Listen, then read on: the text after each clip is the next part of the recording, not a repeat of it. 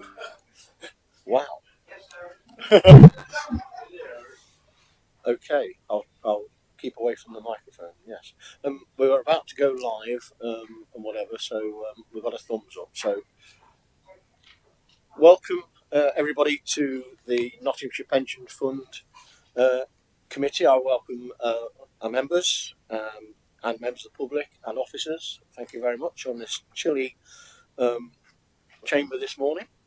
I'm Eric Kerry, Councillor Eric Kerry. I'm the chairman of the committee. May I remind members the meeting is now being broadcast live, and remind members to use their microphones when speaking so that they can be heard on that broadcast. Can I also remind members of the public that there are no members of the public, so I won't read that. I'll read it so anybody come in. Just please make sure your mobile phones and things are on silent or airplane mode as well, please. So we'll move swiftly on then to item number 1, which is the minutes of the last meeting, which is on page 5 of your pack. May I ask the committee if the minutes of last meeting can be agreed, please? Are there any comments? No? Okay, I take that as unanimous. Thank you. They're agreed, and I will sign them later. Item number 2 is to note the updates in the committee's membership. So we're asked to note the appointment of Councillor Sue Saddington. Welcome, Sue. Very pleased to see you and happy to have you on our interesting and exciting committee. Sue is now our new vice chair, so welcome. And members are also asked to note the appointment of Councillor Matt Seco to the vacant Nottingham City Council seat. I don't see him here today, I guess, but we'll find out that later. So thank you very much. I'm happy to note that, please. Okay, thank you. Item number 3 then, may I ask Joe Toomey to confirm apologies and substitutions, please?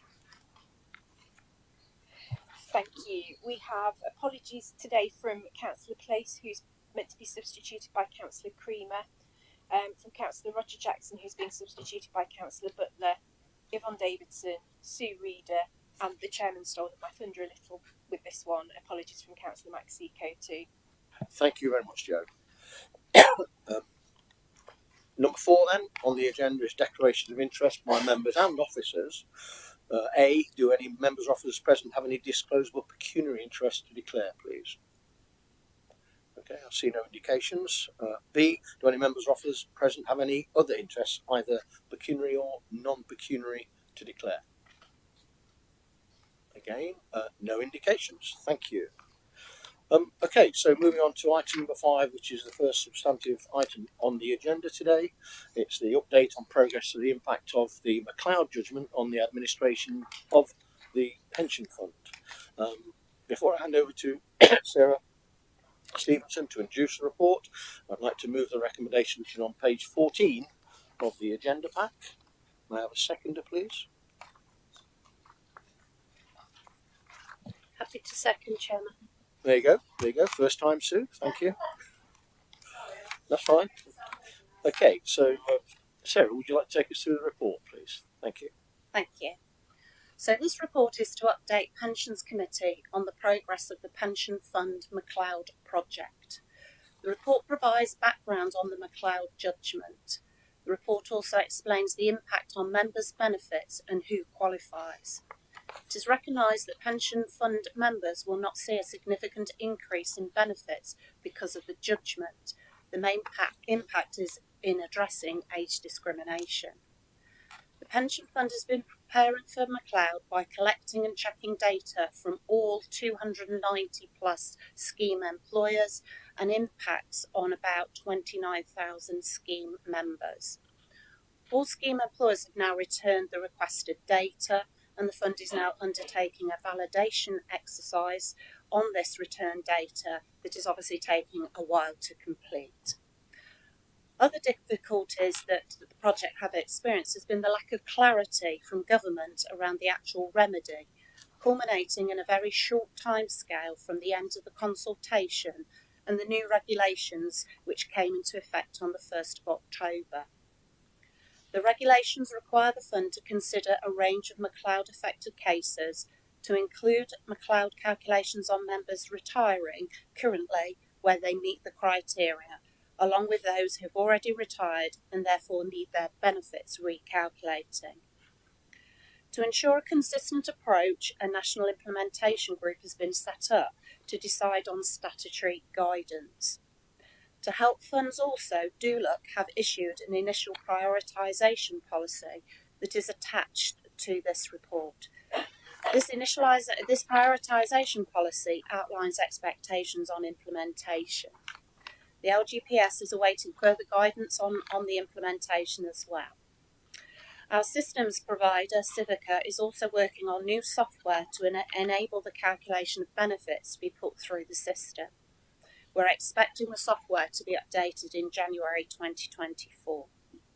Communication will also be developed across the LGPS, and attached to the copy to the report is some documentation to assist members in understanding the McCloud Judgement.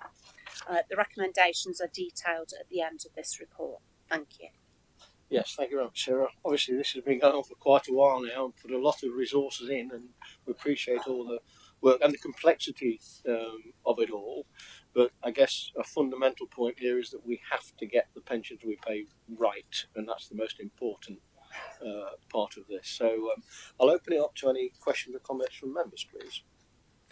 Councillor Butler. Thank you, Mr. Chairman. I realise I'm not normally a member or regular member of this committee, so it might be a very silly question. So, but on paragraph 9, it refers to appointing a project manager for doing all this work, which seems to be a tremendous amount of work that has to be done. But there we are. So how does the funding for the project manager work? Who in effect is employing them? Is that us, or just generally curious to know, and also it's again, for someone who's not on this every day, 290 plus scheme employers. It seems extraordinarily high. And I mean, I'm not asking for a list of employers, but what sort of employers are we looking at as part of the scheme? That's not your normal local authority or council employers. Thank you. Thanks, Sarah. Yes, please. Thank you, Councillor Butler. I'll take your first question first, which is about resourcing. So previously, John and myself have brought update reports about McCloud, but also we brought a report seeking approval from Pensions Committee to funding some additional posts within the Pensions Office, one of those being the McCloud Project Manager. There's also McCloud Data Officer, and also we got funding for some additional pension administration officers. So the project manager, Mark, is appointed on a temporary basis. That appointment has been extended, again following approval by committee. So at the moment, yes, there is a lot of work to do, but we do have some dedicated resource to completing the task. Is that okay? Yeah, that's fine. So the funding or the cost of employing someone, I presume that comes from within the fund, does it? Or? Yeah. So the funding is a legitimate expense that's picked up by the fund, which is detailed in the regulations as well. So yes, it is a charge to the pension fund itself. So your second question was about number of scheme employers. So the Nottinghamshire Pension Fund has in excess of 290 individual scheme employers. We did previously have over 300. So our makeup of employers is obviously the County Council as the scheme's largest employer, the City Council or the districts and boroughs, multi-academy trusts, town parish councils, a full variety. I'm more than happy to send you a list of all employers if you'd like to have one. No, it's good. Thank you, but no, you're busy enough as it is, and I've got plenty of reading material as it is as well. But I was just interested to know, and also I think, again, as a relative layman on this, I think it just shows just how big and important this the whole lot of pensions is, but again, the sheer amount of work that's gone in, having to go into this as a result of a judgment that was nothing really to do with us seems extraordinary, really. But we have to do it. But thank you. That's very helpful. Thank you. So it's a little bit more complicated than that in terms of the employers, because there are companies spun out of local authorities, like Via in the county council and the city companies as well, wholly owned companies of. So it's not just the authorities in that group. You'll see in a later paper that the amount of members that we have, so approaching 150,000 pension contributors currently working or transferred out, and actual people receiving the pension. So it is a significant amount of people in Nottinghamshire and around the country who may have worked here that are pensioners as part of our scheme. So it's a very important thing. It's not unusual that we're having to spend this money because the McCloud is impacted on all pension schemes. So we're not an outlier in terms of that. And there's also, I was going to ask Sarah this question maybe later, but I'll ask it now. We haven't had information, unupdated information about the comparison of how Nottinghamshire Pension Fund compares to other pension funds in terms of the cost per member of our administration function. So if Sarah has that figure to mind, or can let us have it later, that would give us an indication of how efficient and effective our pension administration team are. Sarah. Yeah, so on an annual basis, we provide a return to SIPFA over a whole host of stats and charges. As the pension administration report was delivered at the last meeting, we didn't have the up-to-date figure. So the figure for Nottinghamshire cost per member of the fund, the administration side, etc., is currently £16.55, and that sits against the average across all other LGPS funds, which is in excess of £22. So we obviously are a cost-effective and efficient fund from that respect. Thank you, Sarah. Yes, thank you. Yes, Chris. Thank you, Chair. Could I just ask about the McCloud Judgement and when affected people are actually going to be informed that they are due changes? Because what you said now, we're not yet at that stage. Could you give us an update when that's likely to happen, please? Sarah. So, Chris, I think there's two projects there you'll be aware of. There's the GMP and there is the McCloud. The McCloud project is highly unlikely to reduce members' benefits, but it's also highly unlikely to significantly increase them. So the McCloud calculation will look at, so for example, if it's a pension that's already in payment, it will have a look at what that payment is. It will then have a look at the application of age discrimination regulations back on that calculation to see if there is any difference, and then obviously it would look to pay any difference. But I think the general thinking is that pensions may, if they do increase, it's no more than £50 a year on average. So it is not a significant impact on members at all. Chris, yes. Yeah, thank you, Chair. Yeah, just so the intention is to let McCloud happen, and basically if there are small increases, they will just happen, but the pensioners themselves won't really be aware of it. I just want to clarify that's the stage we're going through with McCloud. Thank you, Chair. So until we really get to the point of doing the calculations and having a look at what that looks across the 29,000 members, there could well be, outliers at both ends of that spectrum. But clearly we would be communicating to people who do have any significant impact. We do as a fund already have a policy that if there is a plus or a minus £5 change in a monthly pension payment, that they would get a pay slip out, which would give some indication. But I think until we've actually loaded all the data, done the calculations, it's very difficult to really determine how many people and what their impact will be. But it is not. I saw William nodding. It's generally known that it is not going to have a significant impact on individuals. And as Sarah said, that when that happens, when we have more information and data, we'll bring data back to the fund to show the work's being done and what impact that has. Thank you, Chair. That clarifies. Yeah, thank you. Sorry.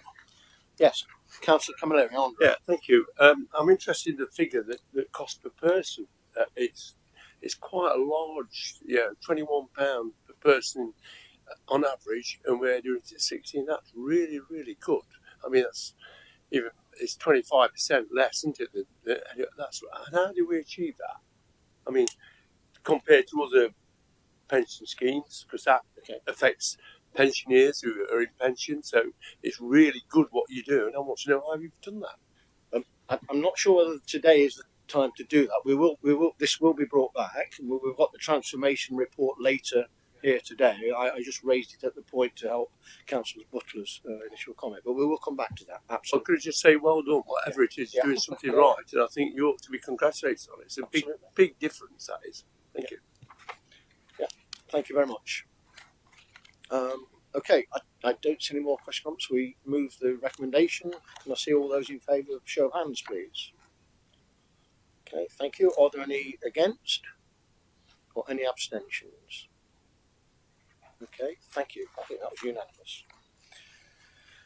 Moving on now to item 6, which I've already mentioned, is the Transforming Pension Administration update. And before I hand over to Sarah to introduce this report, the recommendation I wish to move is on page 38 of the agenda. Can I have a seconder, please? Yes, Chairman, I'm happy to second it. Thank you, Councillor Saddington. Sarah, would you like to take us through, please? Thank you. I have popped a slide up onto the screen, which I've got 2 other slides that I will refer to when I get to the relevant point. I just didn't want to be fumbling around shortly, so I'll come back to that particular slide. The purpose of this particular report, members will see, is stated at paragraphs 1 and 2. So it's to update members on the delivery of the key aims of the Transforming Pension Administration through digital development and new ways of working programme, and also to seek approval from members for the funding of a move of the Civica Universal Pension Manager System to a hosted environment and the associated resource.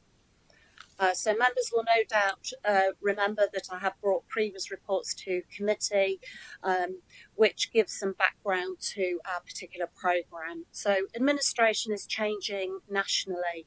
Regulations are changing. We already have a complex set of regulations in place. We're also experiencing increased scrutiny from the regulator, and we need to transform the way that we deliver our administration service so that we can do this via a range of digital services and use increased automation. In 2019, committee approved key aims of the transformation programme as detailed in this report. Whilst progress has continued with data audit and improvement, it is fair to say that the programme has been impeded by a number of issues, things such as COVID, national projects that come to us left of field, such as GMP and McCloud, and increased demand on the administration service due to pandemic and cost of living. We also have experienced a turnover in experienced resources. However, since June 2023, we have refreshed the programme and are now driving this forward. So I now intend to update you on the individual key aims of the programme. Data audit and improvement is a key foundation. We've invested considerable time and resources in this particular work stream, and the report details this activity. With bringing on stream of projects such as McCloud and GMP, we've also had to consider the sequencing of activity around the data audit so that we can avoid any duplication of effort. Paragraph 10 will show progress since 2020 and the increase of number of members that have been brought into our data audit and improvement. This detailed table can also now show you the progress that's been made and all the data validation checks and updates that we've been making in previous years. Whilst the data return, which is shown on the following page at paragraph 12, would indicate that for this particular year, common data has remained static and there's been a slight fall in scheme-specific data. This is due to the fact that we've had an increase of nearly 15,000 members brought into our data audit programme, and also we're holding off our final fix in specific areas until we have completed some further work on data from McCloud programme. So I'm expecting that these figures will improve significantly once we're able to apply that particular final fix. Going forward, we also intend to review the administration strategy. Members will remember that we report on an annual basis the performance of the pension administration service. However, we don't currently report on the performance of our scheme employers, which is clearly key to the activities that we undertake on their behalf. Turn your attention to the large screen. What I'm just giving you an example of here is the dashboards that we will be bringing online, which each scheme employer will have access to over time. This is actually a prototype of the dashboard, but each scheme employer will ultimately have access and be able to see, if you see in the top right hand corner, what their overall data quality scores are, what their pension regulator scores are for common and specific data. It will also enable us to have a look at individual data failures where we may need to focus the scheme employer on providing improved data. I think ultimately we would want in our administration strategy to be able to put scheme employers into different quartiles of their performance and then seek committees support where having difficulty in getting members to employers to improve their performance. The next part of our transformation programme is about automation. What we intend to do is to move to automate everyday tasks, straightforward activities such as refunds, deferred benefit quotations, etc. This will then enable us to release our experienced staff to move more towards an administration by exception. We have started to develop some of our automated processes, and I wanted to give you an insight into what this actually looks like. So again, if I could ask you just to look at the screen. This particular slide here is just showing you our high level process for automating a process. So clearly currently we undertake a series of manual checks, but we have the functionality within the system to undertake a whole host of validation checks automatically. On the face of it, this high-level diagram or process map wouldn't give you, or doesn't give you, the actual true picture of what's going on behind the scenes. So again, you won't see the actual detail of this, but this is the complexity of the map that sits behind the scenes.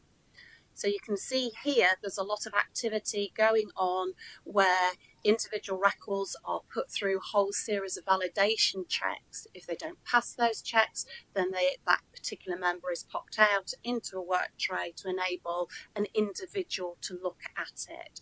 But ultimately it can then come back into the process once those issues have been addressed, and it can then process the remainder of that particular calculation right through to producing either an email to the member or a letter that goes out in the post. So there is a huge amount of activity going on behind the scenes, and I hope that gives you some indication of the complexity.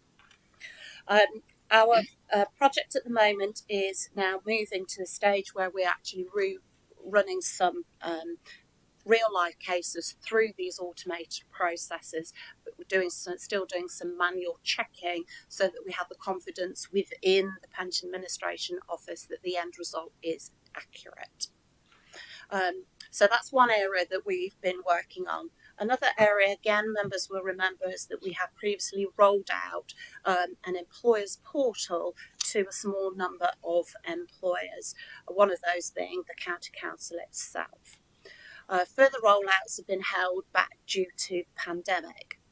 During the time frame between the pandemic and coming back into business as usual, Civica, our system provider, have redeveloped the portal and replaced this with a new employer hub. And have also brought on additional functionality. So the employer hub enables our scheme employers to communicate electronically with us, to move away from providing hard copy, either hard copy documentation or documents attached to emails, to being able to submit these through a portal. We're currently working to load the new employer hub onto the system, and this will be live in January 2024. Activity then will be undertaken to transition existing employers to the new hub before we commence rollout to the existing 290 other scheme employers. Again, members will no doubt remember that we currently do a yearly return ahead of providing annual benefit statements. We have talked for a period of time about moving to monthly returns. Deployment of monthly returns is predicated on members accessing the employer's hub. So existing members, once they've been transitioned to the new hub, will be the first to move to monthly returns. Moving on then, in the report, I talk or come through a section about hosting. So our current system is accommodated in the County Council's on-premise data centres. We wish to align the funds systems to the Council's journey to the cloud and plan to migrate the Civica platform to Civica's Microsoft Azure cloud. This will provide us with increased resilience. It will de-risk availability of ICT resources and also help to future-proof the fund's digital presence. The hosted service will also provide support and maintenance, increased monitoring and management of release and upgrades, enabling us to release some capacity within our systems team to work on other activities. It will also enable us to work with Civica in the future on new exciting technologies such as biometrics. The report seeks to fund the move to the hosted environment, and the details of those costs, which are classed as legitimate cost of fund, are detailed in paragraph 35. Moving on, resources. Resourcing is challenging and has been discussed at committee previously. However, I'm pleased to report that we have now successfully appointed 4 pension administrator apprentices, and we're now moving to grow our own talent within the pension administration service. Moving forward, the implementation and deployment of our transformation will release experienced staff to work on complex issues. The delivery of transformation will inevitably require us to undertake a full review of the structure of the pension administration team, so that it is fit for purpose and enables us to support the fund as we progress over the next decade. Systems are clearly at the forefront of our new digital ways of working, and the report also seeks approval to fund on an ongoing basis, on a permanent basis, the additional functional support officer that committee had approved funding for initially on a temporary basis. The recommendations are detailed at the end of the report. Thank you. Thank you, Sarah, for that really, really detailed report. And I think there's so much positivity in here that now that we're getting back into transformation after that short lapse through COVID, that to me it seems like this is really a win-win across the whole of the pension environment here. So systems producing better data, the collection of that data throughout with our employers being enhanced, and therefore if that's done in the right way with employers and they take the right attitude, then that will save employers in terms of trying to get their data right across those big dates like the annual report and etc. And I'm sure we have had times in which we've had to fine employers for not being able to produce the right information for us to enable us to get our regulatory duties done in terms of annual reporting. So that is another good thing. And then the last one is pension fund members being able to access their pensions data whenever they wish, and I think that's really, really, really good. So thank you very much for the report. I will open it to any questions, please, for any members of the here today, of the committee today. Councillor Chapman. Yeah, my question is, where else is it up and running? Because what you get, I mean, every computer system is sold to be all singing and dancing, right? And then most things go wrong somewhere, and so if somebody else has done it, right, and gone through the glitches, I'm just wondering how helpful it's going to be, because I know you pitched a rosy picture of everything being so wonderful, and I'm sure it will eventually, but getting there is going to be a real problem. Sarah, I mean, we're already testing it, aren't we? So yes, please add to that. Okay, thank you, Councillor Chapman.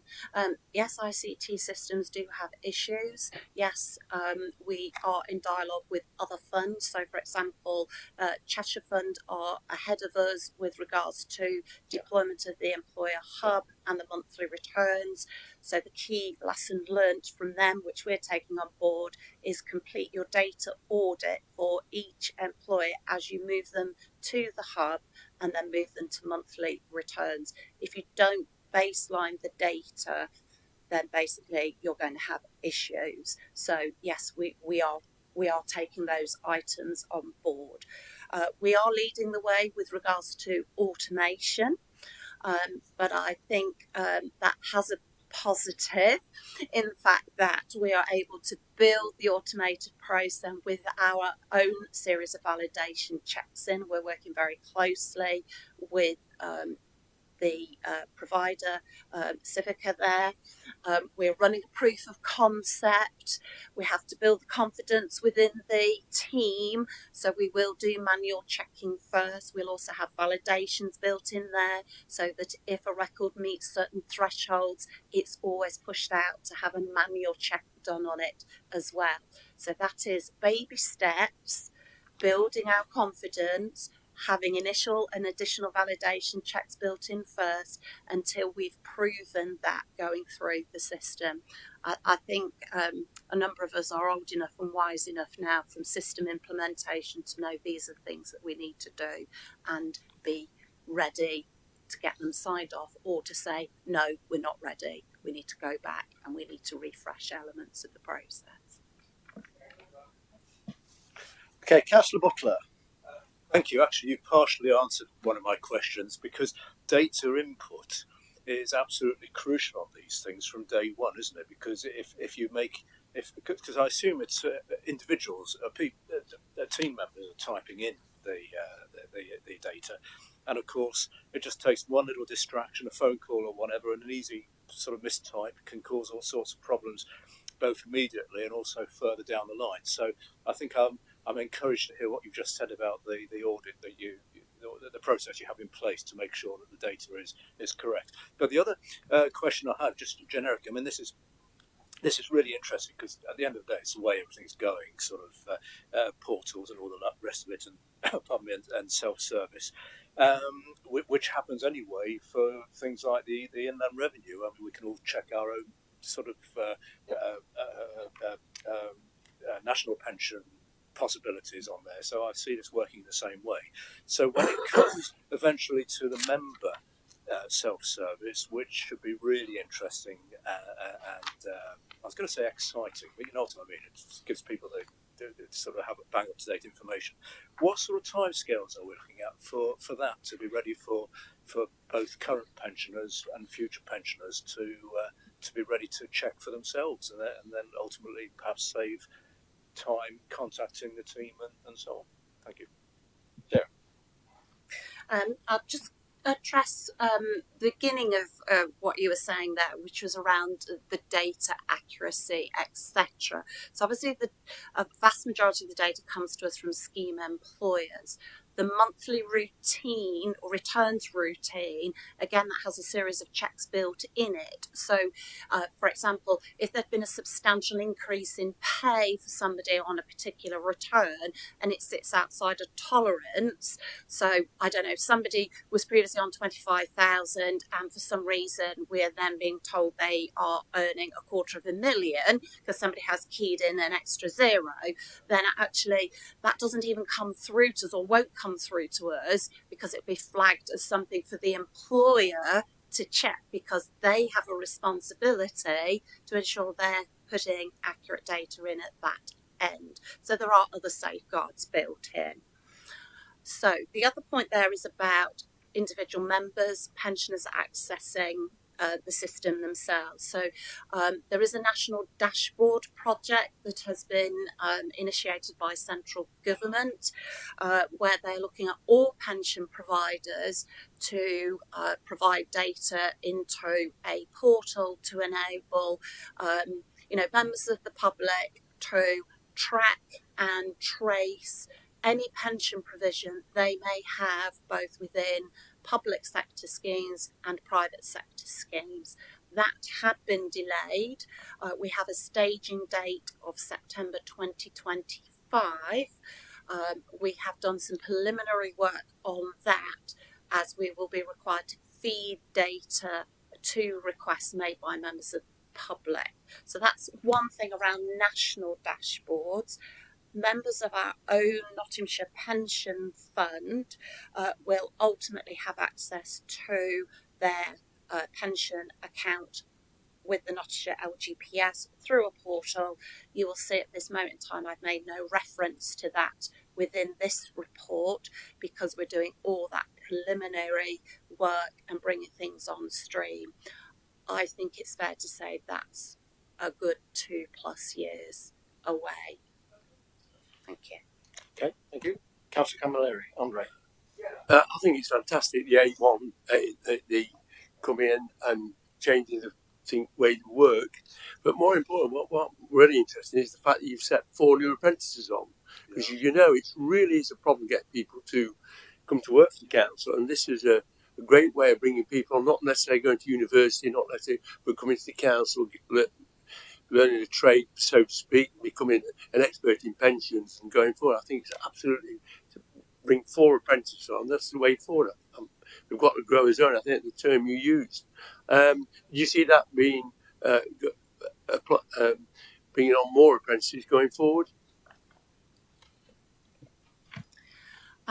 Yes, and if we'd have been in a position to, we could have appointed more. And I did report back to Councillor Carey that actually it was really enlightening and very encouraging, the quality and the calibre of apprentices, and I have to say they were all predominantly in their 20s, and I think we are really excited to grow our own. They will be initially doing a general pension administration apprenticeship, but the LGA and LGPS have recognised that actually we need to be bringing talent into the LGPS world, and they will be designing their own LGPS apprenticeship programme, which clearly we will want to be a participant in. I think the other thing to say is I think whilst we have had a turnover experienced officers, it has also given us opportunities to offer a promotion to more junior people within the office currently. So I think feeding the structure from the bottom and growing our own and showing people that they have a career path with us is a really good way of retaining that experienced staff. And also with the transformation, taking away some of the more mundane tasks and using the system to do it releases them to work on the more complex things which are more interesting over time. But also moving into automation and systems gives us the ability to offer out different roles and have different skill sets within the team ultimately as well. Thank you, Andre. Really, really positive. Absolutely. And indeed, I think when we realised that there were more candidates that actually we could have employed, we did suggest that they look around the county council for other positions that might be available. But it was very encouraging. Okay, are there any other questions or comments, please? Okay, so we've moved the recommendation. As I said, we're on page 38. So can I see those in favour with a show of hands, please? Okay, that's unanimous. Thank you. Excellent. Moving on now to item number 7, which is the composition and voting rights of members of the Pension Fund Committee. Before I hand over to Heather from Legal. Hi, Heather. Thank you for coming on. To introduce the report, I'd like to move the recommendation on page 47. May I ask for a seconder, please? Happy to second, Chairman. Thank you, Councillor Sallington. Sue. Heather, would you like to take us through the report, please? Yes, happy to do so. I don't know if I've pressed the correct button there, but good morning, everybody. For those who don't know me, I'm Heather Dickinson. I'm the Group Manager for Legal and Democratic Services at the County Council. The details relating to the history and composition and voting rights of this fund, this pension fund committee, are set out in the report. I thought it might be helpful if I just run through a few key aspects of that. I think the first point to note really is that it's the County Council which holds the statutory responsibilities for discharging the functions of the pension fund. So the statutory role sits with the County Council, but obviously the membership of the committee is wider than that to reflect scheme employers and members as well. The current committee composition comes about really from a historical position where in 2017 the council moved to a single committee structure. Previously it had 2 subcommittees which were then disestablished, and some of the membership from those committees were brought onto the main pension fund committee. The subcommittee members were not members of the main pension fund committee that previously existed and had no voting rights on that committee. So as a result, the non-council members on this committee still don't have voting rights as a result. We've looked a bit at practices in other councils, but it's very variable. I think that's the main conclusion we came to. There's a complete smorgasbord of different approaches across the entire country. Some committees have just administering authority members, some have some non-members who have voting rights, others have non-members who don't have voting rights, others have observers who are not members of the committee. So there's a real mixture. I think it's worth noting that at Notts, our non-county council members are members of the committee, which obviously gives rights to speak, unlike observers who would need to have the permission from the chairman to speak. So I think that's a key distinction. I believe there's also regular use of working groups made up of voting and non-voting members, which then make recommendations to committee regarding decisions. And that obviously gives non-voting members a good opportunity to influence outcomes in addition to their speaking rights at committee. So the report moves on to talk, after the background, a bit about the legal position. There are key legal requirements, including the need to ensure that the majority of the committee should be made up of members of the majority political group. It's a matter for the County Council ultimately to decide the appropriate form and composition of the council, but I think it's also worth thinking about the fact that any changes in voting rights would then have knock-on implications for the size of the committee. And if all of the current non-voting members of this committee were given voting rights, then in order to preserve the majority of the majority group on the council, you'd have to increase the number of those councillors by 10, which would make this committee then 31 members, which is pretty huge. Certainly I've never heard of a committee of that size. So I think the reality is that if you were to consider giving non-voting members, then you'd really need to do a fundamental review of the size and membership of the committee to ensure that you've got an appropriate mix to meet the legal tests, but also have an ultimate size that was manageable and represented the bodies that you wanted to have represented on it. given the position with the good governance review, it doesn't perhaps seem the right time for such a review. But paragraph 19 in the report references some options, and further information about those options is then set out in the appendix, which gives some examples of the sorts of sizes and mixes that you could consider if it were the right time to do so. So paragraphs 22 to 24 of the report talk a bit about the good governance review by the Scheme Advisory Board, which I'm sure as members of the committee you'll be very aware of.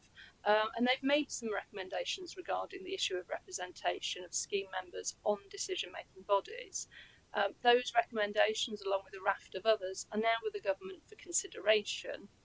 And well, I would hope that their views will result then in consultation and possibly new regulations and guidance. And on the issue of representation, we'd hope that that response would assist funds in providing some consistency and clarity about how to go about approaching this issue. At the moment, I think the report just says that funds themselves are best placed to know what it is their committees should look like at a local level. So ultimately, given the position of the Good Governance Review, the report doesn't propose changes to representation on committee at this stage, but effectively is suggesting you adopt a wait-and-see position until the government has responded to those recommendations, at which point a report can be brought back to committee to consider the next steps. And the recommendations that reflect that position are set out on the final page of the report, which is on page 47, I think, of your bundle. Thank you, Heather. Obviously, you've put a lot of work in and all that background information, history, and everything else to bringing this. And I do understand that we've brought this as early as we could, really, to enable the discussion to continue. And I hope members appreciate that. I obviously understand the position that we're in. Just on one item on 19, where it says reducing the overall number of members of the committee and giving all members a vote whilst ensuring the necessary legal requirements are met. Am I right in thinking that should, for example, we keep the committee of this, the voting part of the committee this size, but then said that a non-member voter were included as a voting member, would that mean that one of the non-leading group members would have to drop out? So, in other words, the independent group and the Labour group would lose a voting member? Is that how that would? It's kind of complex, right, to get your head around. I think the fact is you can mix it in a number of different ways. Yeah. The main rule is that the majority group must have the majority on the committee, is entitled to that majority.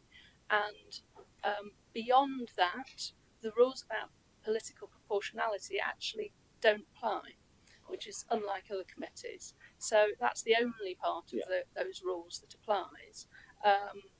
So in theory, and I believe there's another committee elsewhere in the country that does do this, only the ruling group could have the voting rights. Right. But obviously we have not done that for some time. But there's ways in which the numbers could be set out differently. You could have a slightly larger committee. You could have some of the current non-voting members with votes. And you could slightly reduce some of the others. And as you say, you could drop off members from other groups.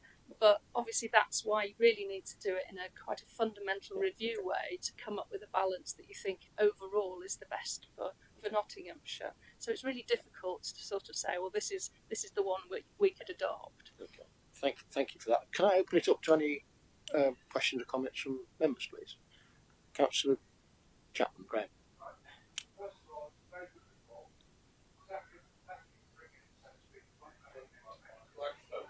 Oh, sorry, Mike. Second, thank you for bringing it so speedily. I didn't expect it. Third, it's the outcome I was expecting. Long grass, but I understand you've got a very good hook to hang it on. All right, so I'm not disputing that. Fourth, in practice, it actually is not going to make a lot of difference. But that, Chair, is a compliment to you, right? Because we've always felt that you have listened to us, right? And even when we've had more exciting times with the Ashfield independents, I thought they got far more space than I would have given them. But there you go. So in practice, it's working. In the end, though, it is a matter of principle. And in the end, I will be grateful for something serious to come back after, God knows when it's going to be. And the option that I will be looking at is reduction in the number of members. Now, from our point of view, it wouldn't be a problem because we always struggle to get the third member. Right? There's absentees from the districts to date, so I don't think that'll be a problem. I also think there may be an advantage to having a smaller group of committed people rather than a larger group, some people who just dip in and out, because this stuff requires an enormous amount of concentration and effort.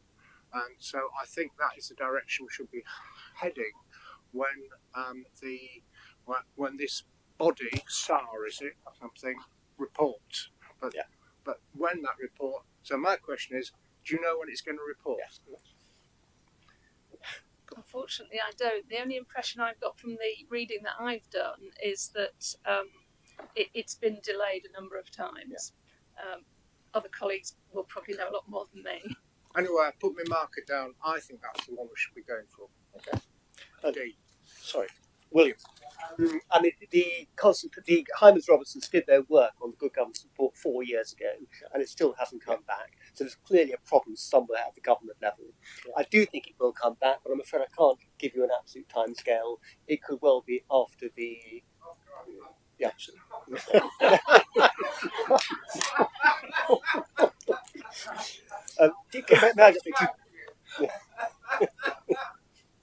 Can I just make two very quick comments? One is, remember that you have a local pensions board, which wasn't mentioned in the report, which does give some representation, maybe not sufficient to other bodies.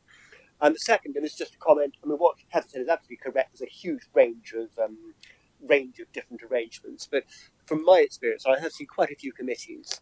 What you have here is fairly typical, where the administrative authority councillors have votes, others have the right to speak but not to vote. And I'm not saying it's the only way, it's just a fairly typical way of doing it.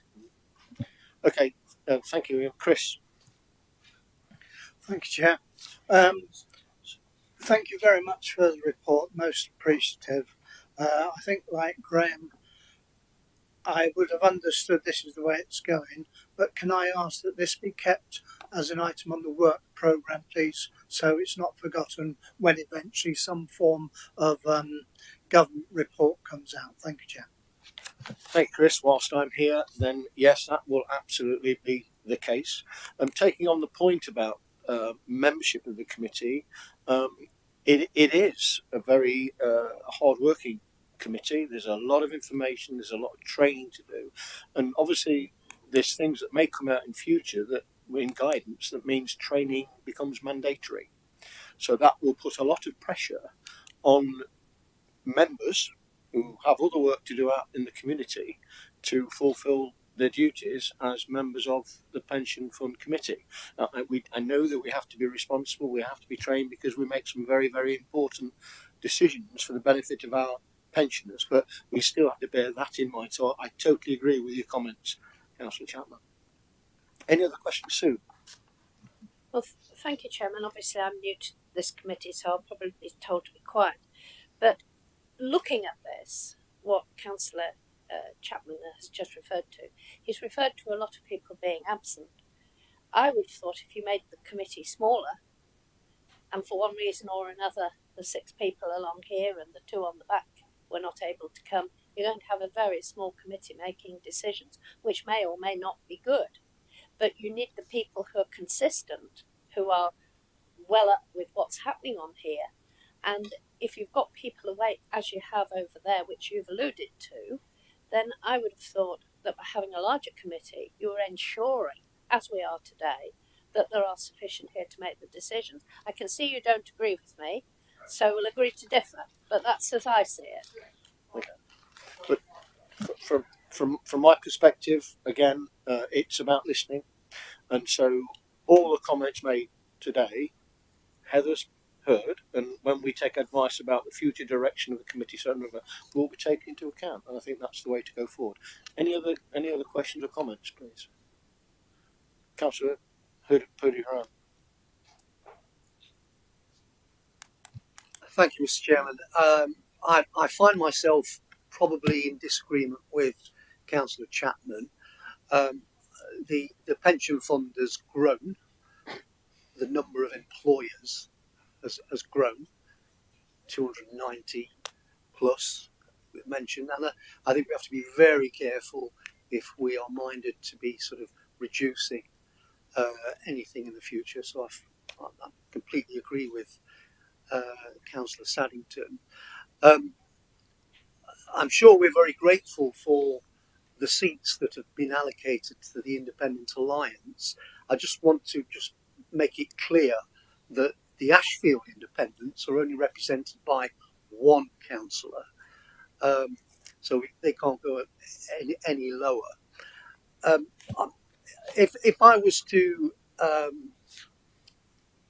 give a view on the numbers, I would suggest, Mr. Chairman, that this committee is, in my experience, the least political in practice, and I absolutely acknowledge your role in ensuring that it has remained like that. But the members that have turned up have taken their roles extremely seriously and have not played any of the games that we know goes on in other committees. And I would suggest, perhaps, if any group deserves at least the optics of a voting member, is probably the members of the pension scheme that are in Nottingham City Council. It's described as the Nottinghamshire Pension Fund, and I think sometimes it's confused that it's a Nottinghamshire County Council vehicle, and it isn't. It's for all the public employees within Nottinghamshire that are members of the scheme, and we are here on their behalf.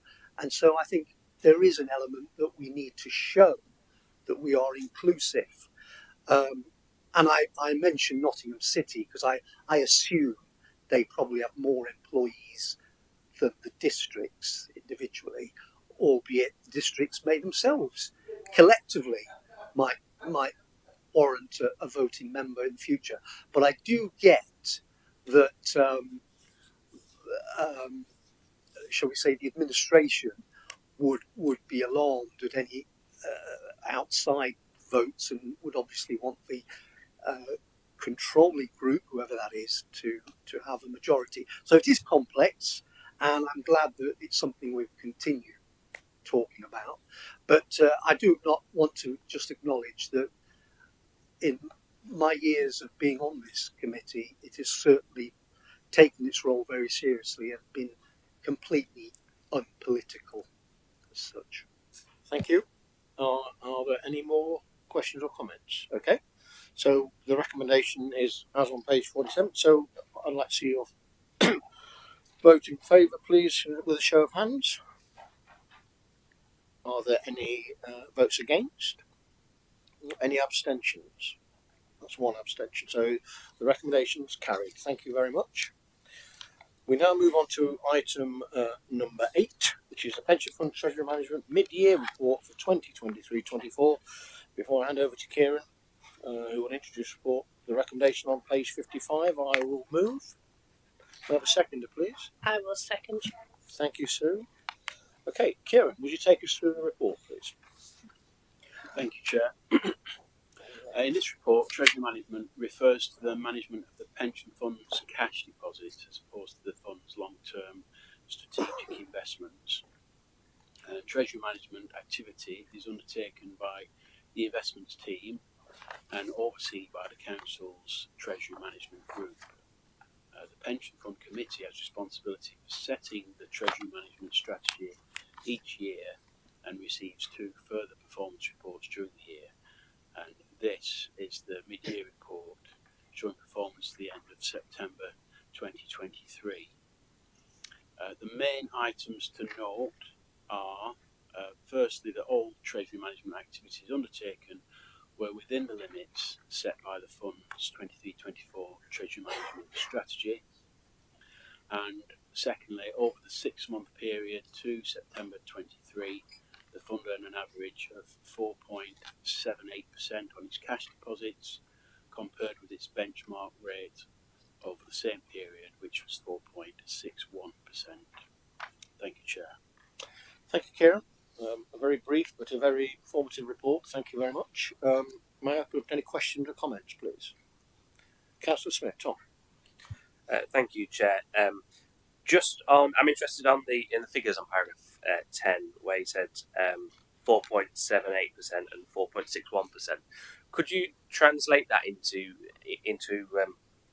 solid money, I suppose, a non-percentage figure, just to kind of so we know kind of what that number loosely equates to? Rounded to the nearest 10. Let's do some maths now, aren't you?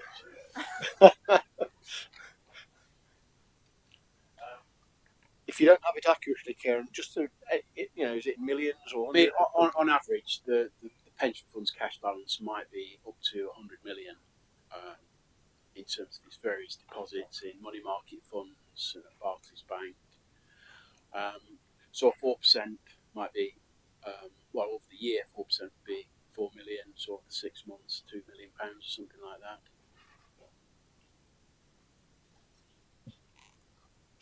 So the difference between 4.78 and 4.61 would be up to not a million, but $500,000. Something. It would be a smaller figure, but significant in its own right. A good few tens of thousands, I would say. But it's a real benefit to the pension fund. Is the key point. Yeah. Our aim is to maximise the returns on the cash balances within the constraints set by the other strategic aims of the fund. Sure. Thank you. Does that answer your question, Tom? Yeah, thank you. Any other questions, comments, please? Okay, there are none, so I'll move to the vote then. All those in favour of the recommendation, please show. And that's unanimous. Thank you. So we're now moving on to item number 9, which is from DLUC. It's the consultation on proposed reforms regarding investments in the local government pension scheme. Before I hand over to Tamsin to introduce the report, I'd like to move a recommendation on page 58 of the agenda pack. Excuse me. And like a seconder, please. I'll second it, Chair. Thank you, sir. Tamsin, will you take us through the report, please? Thank you, Chair. As the committee are aware, the Department for Levelling Up Housing and Communities published a consultation relating to investments and pooling earlier in the year. The Fund's response to this consultation was presented to committee in October following discussion at the September meeting. The Government published its response to the consultation in an astonishingly fast time frame alongside the Chancellor's autumn statement. The direction of travel towards fewer larger pools is clear, with the Chancellor mentioning an aspiration that all should have assets in excess of 200 billion by 2040 to maximise benefits of scale. The detailed guidance relating to these proposals is yet to be published, but the key points are as follows. A comply or explain framework setting a deadline of 31st of March 2025 for funds to transition all listed assets to their pool or explain why this has not occurred. And in fact, we checked this morning, it actually says all assets, though there are a big proportion of our non-listed assets which would not be possible to transfer. We can still explain why not. Funds will be required to consider an allocation of 5% to levelling up assets in the UK, but are not mandated to invest if it does not fit within their investment strategy. Funds will be required to consider an allocation of 10% to private equity, but again are not mandated to invest if it doesn't fit the investment strategy.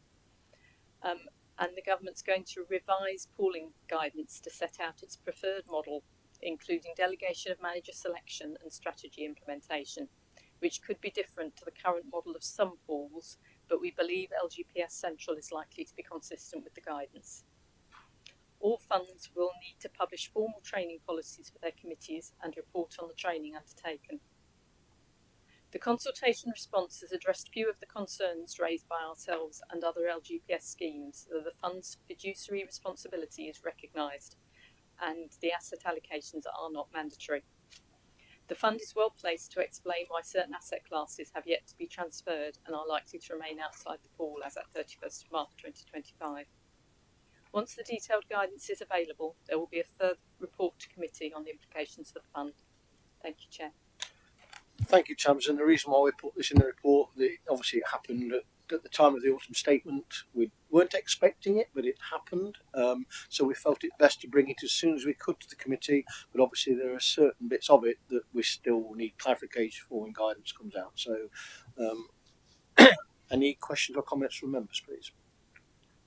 William.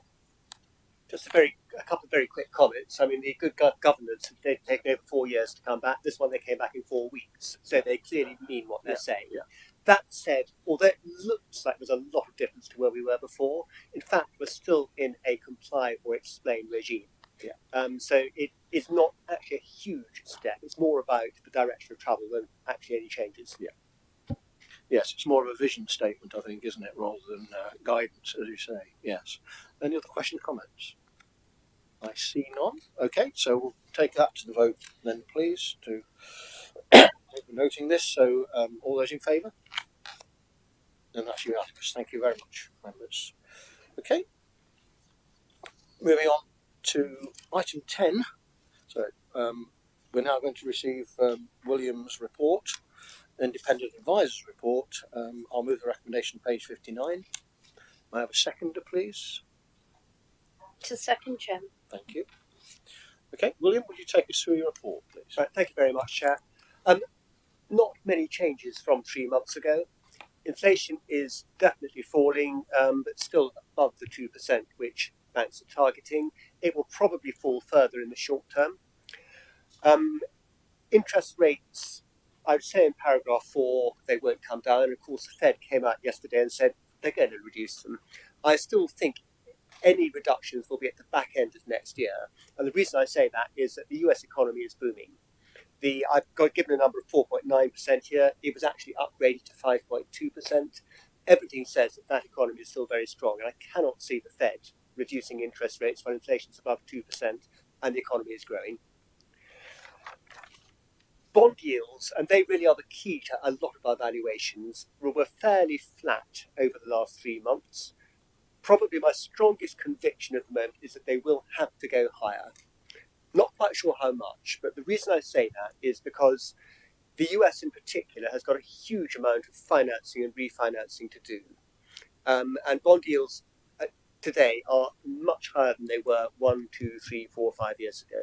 So governments don't, the cost of servicing debt in the future is going to be higher. And governments obviously don't like that. And that's why I'm not sure how much the market, because there's going to be more supply of bonds coming on the market, yields will go up. But the government will inevitably try and repress that a bit because they can't afford to have yields too high. It has an impact on infrastructure because infrastructure are long-term projects and valuations tend to be done off bond yields. And that's why infrastructure has performed poorly over the last few months, and I suspect will carry on doing so. I think in the longer term, and this may sound strange given my opening comments, the greatest risk to the fund is still inflation. But I am talking the longer term, not the shorter term. In the short term, I think the greatest risk is about bond yields and the valuation to assets. Now, we will be discussing this at the Working Party in January. I'm not going to propose a huge change. It's more about timing. The direction of travel to me is fairly clear. The fund will need to de-risk by putting more into bonds. But given what I've just been saying about bond yields, I don't think it's right now. So any proposed changes are going to be pretty modest. I hope we're going to get some questions off that. Okay, thank you. That's your open report. Obviously, we'll hear more from you later. Any members have any questions at this stage on William's report, please? Okay, I see none. Sorry, Councillor Chapman. I just saw. I mean, this is the highlight of the meeting for me. I always go to this report first, right? I don't want to say anything negative about the previous reports. They're all very exciting, but right. And then at the end of it, I always think, what does it want us to do? And at the end of it, normally it's nothing, all right? And that's the recommendation again. But by January, we've got a working party. So by that time, there will be things you'll be recommending us to do, presumably. And it might be nothing, because sometimes nothing's the right thing to do. But you must have some thoughts about where the direction we should be heading. I mean, yes and no. The I think, the answer is we have not changed the strategic asset allocation for 4 or 5 years now. And usually it is wise not to make huge changes. Clearly, as you say, the world has changed. And I'm more going to give you direction of travel rather than suggest massive changes in January. And I think there is a very clear direction of travel. It's just a matter of timing of when we make those changes. And you may choose, in your wisdom, to disagree with me. And that's absolutely fine.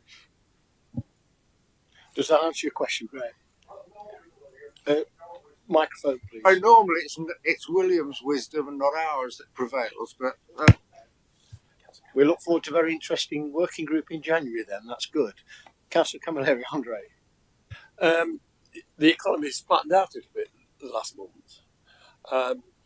So that proves that interest rates being high are actually working, bringing inflation down.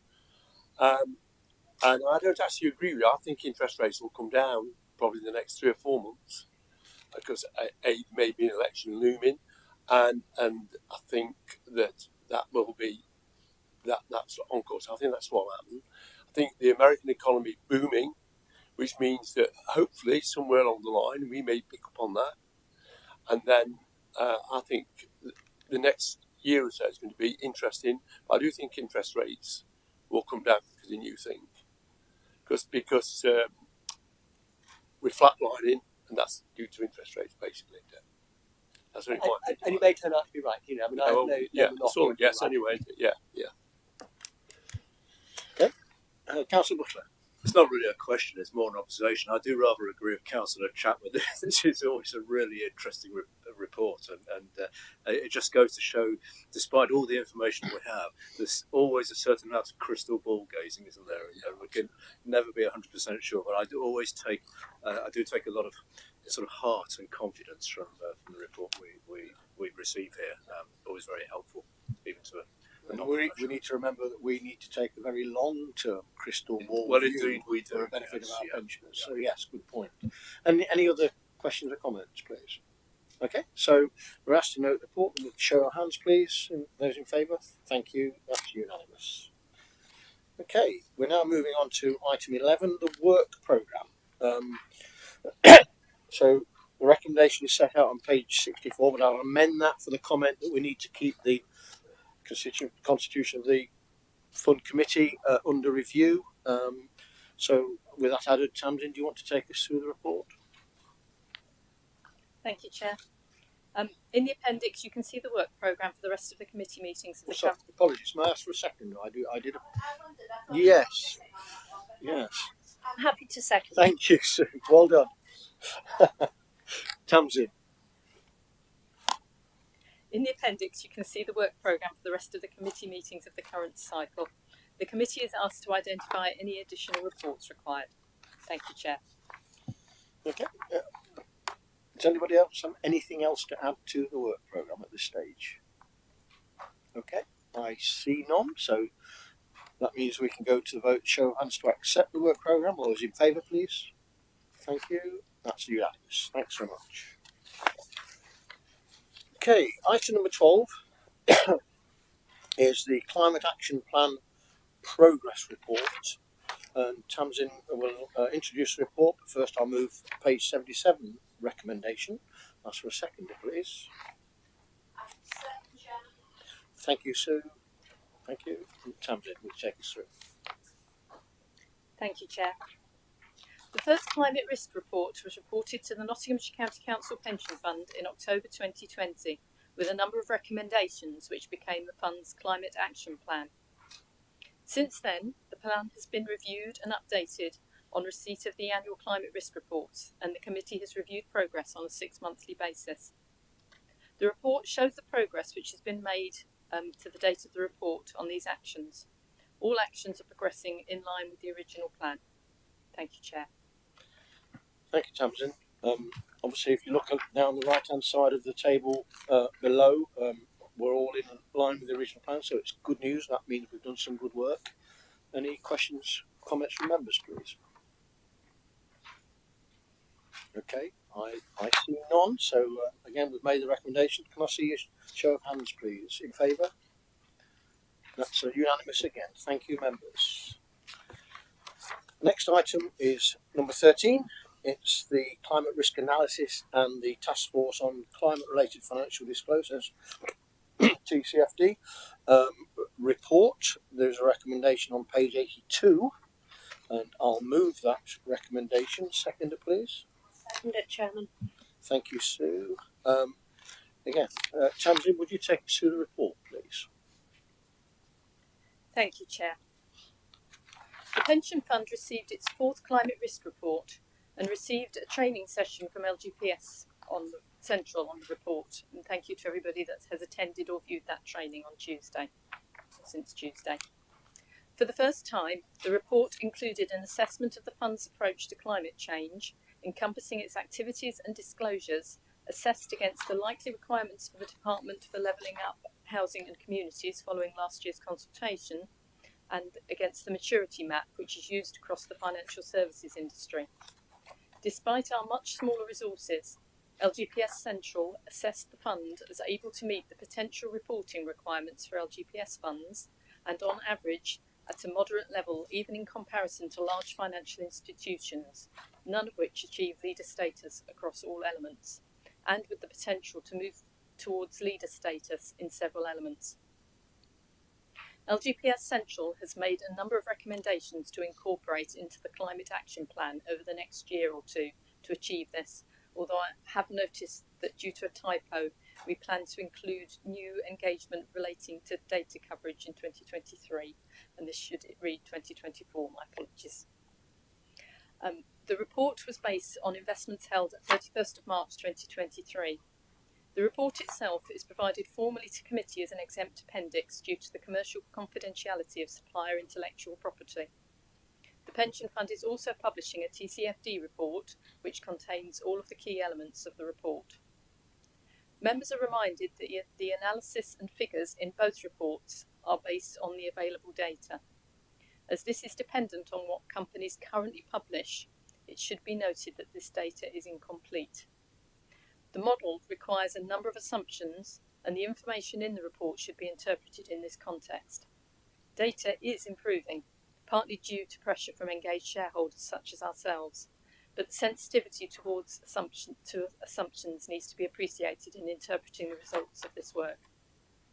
Despite this caveat, the analysis is supportive of the fund's current investment strategy, in that it shows that the year-end equity holdings continue to be below the market cap benchmark in terms of carbon footprint and weight of fossil fuel reserves, which indicates that the fund has been considering and managing climate risks.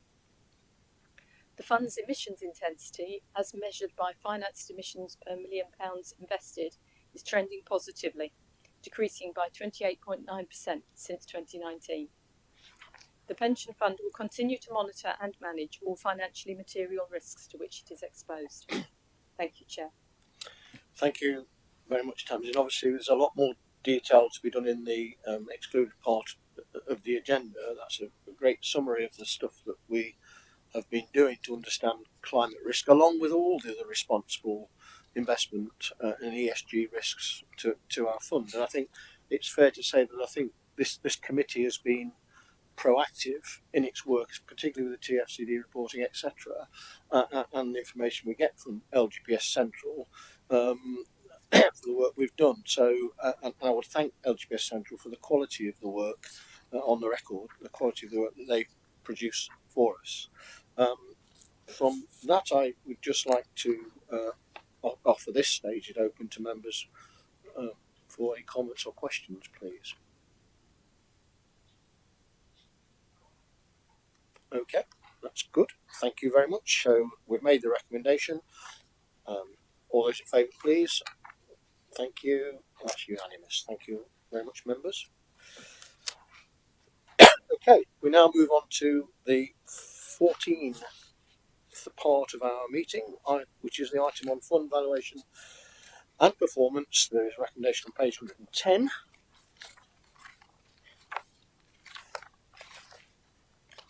So I'm just finding it all the way down here. Okay, for any actions for the report, I'll move that recommendation. Seconder, please. Thank you, Councillor Saddington. Tamsin, would you take us through your overview report, please? Thank you. Thank you, Chair. This report is to inform the Nottinghamshire Pension Fund Committee of the value of the pension fund at the end of the latest quarter and provide information on the performance of the fund. It's a detailed report, but as we have such a full agenda, I will focus on the key elements. The table in paragraph 3 shows the valuation at the end of September, at the end of June, and the value a year ago. The fund investments have decreased by 22.7 million, which is 0.4% since the previous quarter. Over the last 12 months, the value has increased by 6.1 million, or 0.1%.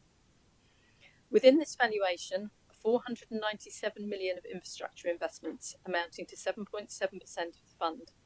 9.4% of the fund is now committed to infrastructure investments. Paragraph 6 shows a more detailed analysis of valuations by portfolio, and paragraph 8 shows the figures for the first half of 23-24 on the fund account for last year. Paragraphs 9 to 20 relate to the fund's holdings in fossil fuel companies and investments in sustainable equities and renewable energy. Core Index Portfolio section reflects the equity market movements over the last quarter. The Schroders portfolio shows the regional analysis of holdings and purchases and sales during the period. And the LGPS Central portfolio shows further capital calls on the private equity and infrastructure funds. Aberdeen have continued to manage our property portfolio. The Specialist Portfolio section shows the composition and valuation of the Specialist portfolio and the transactions during the quarter. And the section on responsible investment activities summarises some of the responsible investment activity which has taken place during the quarter on behalf of the fund. Thank you, Chair. Thank you, Tamsin, for the overview report. That's very detailed as usual. I think it's fair to remember that we're still almost close to £6.5 billion of assets that we manage on behalf of our pensioners, so it is a responsible job that we have here. Any question or comments from Tamsin report, please? Okay, I see none, so I'll move quickly then to the recommendation. All those in favour, please show hands. Unanimous. Thank you very much.